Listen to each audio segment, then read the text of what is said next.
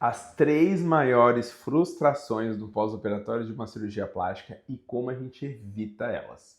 A cirurgia plástica transforma assim o corpo e muitas vezes a vida de uma paciente. Mas o pós-operatório nem sempre é como a gente imagina.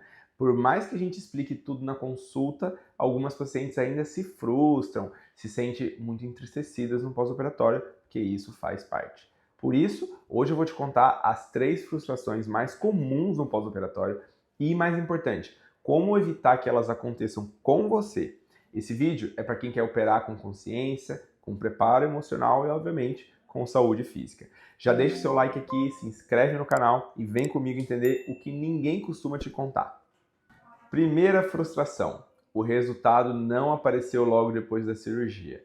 A maioria das pacientes espera ver o resultado no espelho em poucos dias depois da cirurgia. Mas é óbvio, né, pessoal, que o corpo ele vai precisar de tempo. Ele vai ter inchaço, ele vai ter roxo, vai ter retenção de líquido, pode ter umas fibrosezinhas iniciais, que a gente sempre vai corrigindo isso e vai tratando isso. Então, tudo isso faz parte do pós-operatório. E algumas cirurgias, obviamente, vão demorar até 6 meses para mostrar um contorno real, um resultado melhor.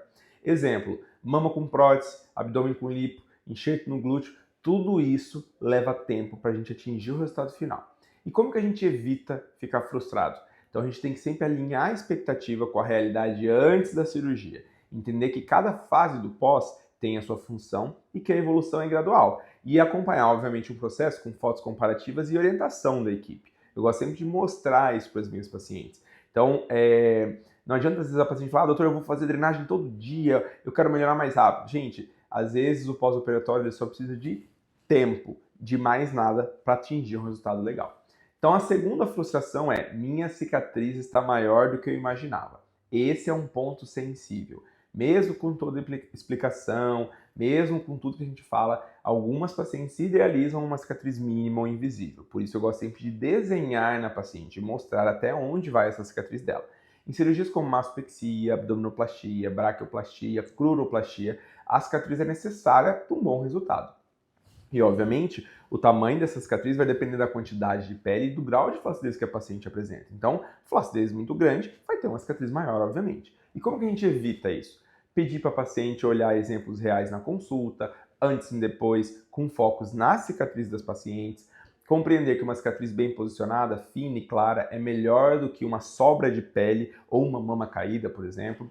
Focar nos cuidados do pós-operatório, como uso da fita de silicone, se proteger do sol e técnicas de refinamento que às vezes a gente vai precisar fazer no pós-operatório para deixar uma cicatrização melhor. Então tudo isso faz parte, pessoal. Eu falo que é igual você compra uma roupa. Quando você compra uma roupa, às vezes ela fica super bem, mas às vezes a barra da calça ficou grande ou ficou larga, ou às vezes a cintura não ficou tão certinho como você gostaria, e você vai precisar fazer uns ajustes até chegar no resultado final.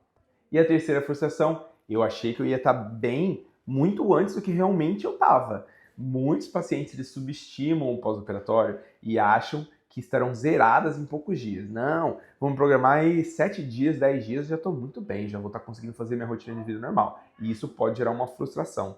Mas a realidade é que o corpo ele passa por um processo lento e de recuperação gradual, né? Então, fatores que afetam isso. Cirurgias combinadas, quanto maior o número de cirurgias, obviamente, maior o tempo de recuperação. A quantidade de lipoaspiração, por isso que é importante a paciente estar dentro do peso ideal, porque a lipoaspiração vai ser menor.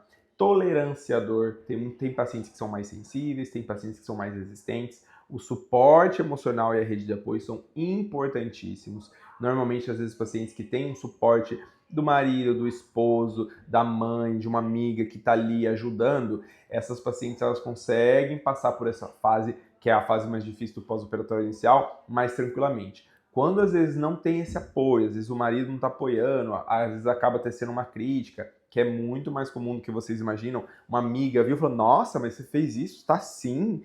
Então, assim, isso acaba trazendo a paciente uma sensação de uma frustração ainda pior. Então, por isso que o entorno dessa paciente tem que ser muito bem preparado antes da cirurgia para que ela tenha esse suporte, tanto físico quanto emocional, no pós-operatório. Então, como que a gente evita essa frustração?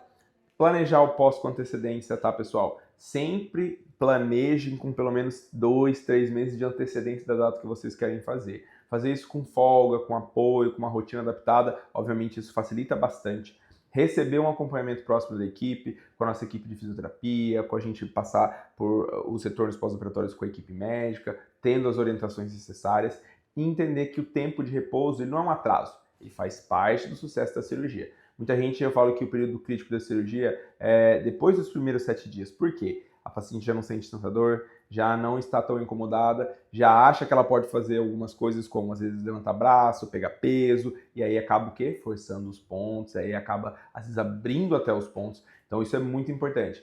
Pacientes que são mais agitadas têm que se preparar para ficar mais tranquila no pós-operatório, até mais ou menos uns 15 a 20 dias, tá? Então isso é muito importante. E quais outras frustrações, além dessas 3, que a gente merece dar atenção? Meu umbigo não ficou como eu imaginei, ou o inchaço voltou depois que eu fiz a drenagem. Meu resultado está diferente de uma amiga que fez uma cirurgia da mesma cirurgia, uma cirurgia igual. Então, pessoal, tudo isso é relacionado à individualidade de cada corpo, de cada cicatrização e, obviamente, de cada metabolismo. Por isso que o acompanhamento e o alinhamento prévio fazem toda a diferença. Eu gosto de explicar com muita paciência, com muitos detalhes para o paciente, como que vai ser esse pós. Como eu, como cirurgião, vou ajudar a evitar que essas frustrações ocorram. Uma consulta longa, uma consulta bem explicativa e visual, com exemplos reais, uma equipe de suporte preparada para acompanhar o paciente, tanto no pré-operatório quanto no pós-operatório. Quanto mais bem orientada, mais bem preparada essa paciente está, isso facilita muito o pós.